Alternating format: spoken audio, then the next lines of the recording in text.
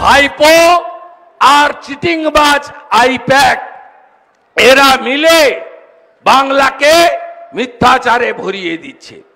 গতকাল খবর কাগজের মাঝে একটা করে লিফলেট বাড়িতে বাড়িতে দিয়েছে যে বিজেপি 35টা সিট পেলে লক্ষ্মীর ভান্ডার 3 মাসের পরে বন্ধ হয়ে যাবে। আপনারা চ্যালেঞ্জ করবেন যে লক্ষ্মীর ভান্ডারের টাকা তৃণমূলের পৈতৃক সম্পত্তি বেচে দেওয়া হয় না, সরকারি টাকা। এরা বলে সরকারি স্কিমকে আমাদের স্কিম। আমরা কখনো বলি না।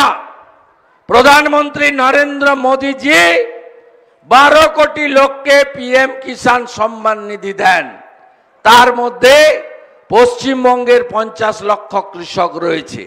আমরা বলি না পদ্ম ফুলে ভোট না দিলে তোমাদের পিএম কিষাণ বন্ধ করে দেব, কারণ এটা দেশের ট্যাক্সের টাকায়, দেশের রাজস্ব আদায় টাকা থেকে দেওয়া হয়। আমি মায়েদের বলে যাই, লক্ষ্মীর ভান্ডার বন্ধ হওয়া তো দূরের কথা, ওই সামান্য টাকায় আপনার ফোনের রিচার্জ হয়। একদিকে লক্ষ্মীর ভান্ডার 500 জায়গায় 1000, অন্যদিকে ইলেকট্রিক বিল 300 জায়গায় 900। জানুয়ারি মাসে যে ইলেকট্রিকের বিল ছিল 3 গুণ বাড়িয়েছে।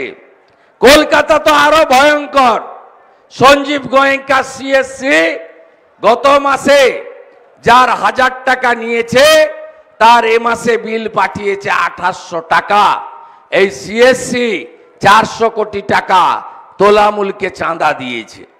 আমি আপনাদের বলি, এই মায়েদের সশক্তিকরণের স্কিম এটা বিজেপি স্কিম। আসামে আমরা 2500 টাকা করে দিই।